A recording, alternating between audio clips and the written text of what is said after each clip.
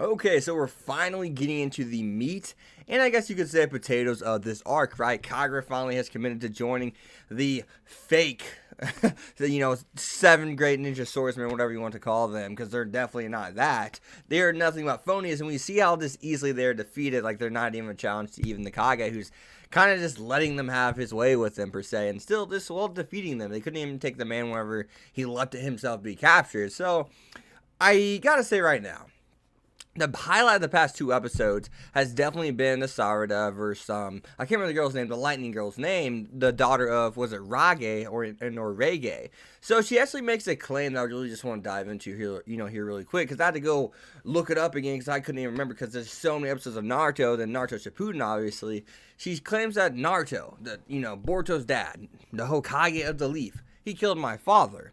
And where that is kind of true to where Naruto did knock him off the mountain, so I guess he was going to die either way. But if I do remember correctly, they're just going at it, and like, he didn't even intentionally mean to hit him off the mountain, but Rege, or Rega, I can't remember how you pronounce it, he actually took his own life. And they did not go into that. Obviously, she doesn't know that in detail. And so he kind of killed him, but he didn't directly intentionally kill him. Naruto didn't. So I just really want to clarify that, because I felt as if a lot of people maybe actually kind of like, confused about that. I couldn't remember what the hell. I was like kind of like, whoa, I do not know. I can't remember what this guy really looks like, kind of.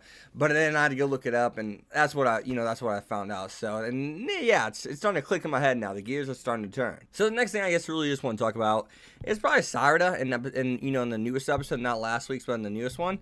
Sarada fighting the Lightning Girl. I really enjoy the fight. That's what I've been waiting for in Boruto. I want to see some good action, some hardcore action. And I did enjoy the fight. Sarada fights like her mom. That's her style. But she thinks like her father, who is really smart. And I mean, I really enjoy that. I like that blend. You can see that, in the way she fights. She's not fancy. She's not, really, I guess she doesn't have that finesse per se, you know what I mean? Doesn't have that just like that smooth kind of, it's more like brute kind of strength at times. That's just like the movements are. She's not, because we haven't really seen her throw punches and stuff like that, break the ground like her mom Sakura does.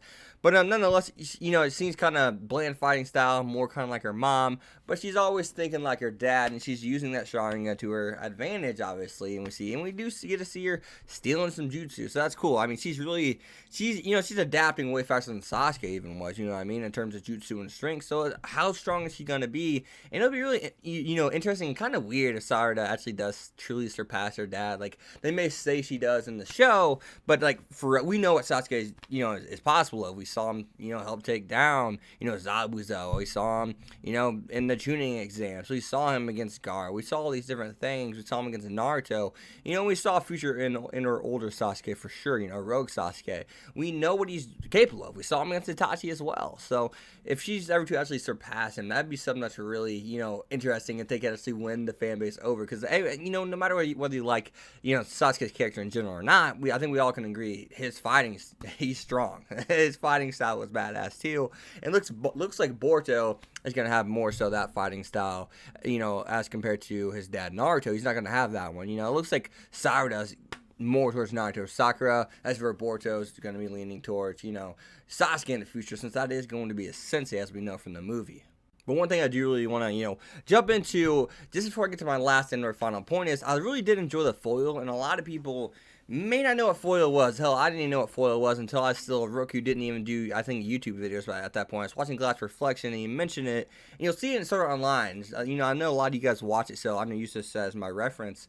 Whenever they tilt their swords, you'll hear the sword make a sound. Now, I'm not going to try to react. It's more like a kind of like sound, and that's foil. It's whenever a weapon makes a certain sound, and whenever we're looking at the lightning blades that one girl throws, the Rege's daughter, they have that swishing noise to them, but they also had like a little something else to it. I can't pronounce the sound whatsoever. I can't even begin to make it, but there's some nice foil going on there. I thought it was really nice. It's really cool to see, I guess here more than anything, like the way whenever she's throwing and swishing around, it just looked really nice, and it sounded nice too. I really enjoyed the foil.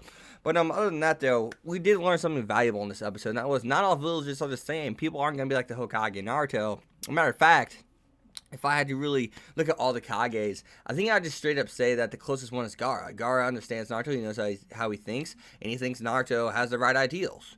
I mean, he called all the Kages up whenever he was a Kage in the past before Naruto was also one, at the summit, the Great Kage summit, whenever Sasuke attacked it, saying, when did you all forsaken yourselves, when did you all just kind of like give up your morals and stuff like that, like, what's wrong with you people, when did you give up right or wrong and just think everything's wrong, everything's exceptional, when did you become people that had, everything's just a means to an end, as long as we get to the end, the means don't matter, right? It doesn't matter what kind of means we sacrifice, and it just goes to show whenever, Chojiro's talking about all of them got to go. We got to dispose of them. They got to meet their demise by our hand before this becomes a problem. Before maybe we meet our demise because of what they're about to try and act to do. Because if this is why sponsorships and stuff like that. And I always recommend people don't anyone who screenshots people in the comment section just shames them unless it's just over the top bad and they yeah, you know what I mean. Don't be screenshotting people and embarrassing them on Twitter if you're a YouTube reviewer, if you're just a YouTuber in general. Maybe screenshot the comment, but not what their profiles and stuff like that, because you never know. That builds up resentment.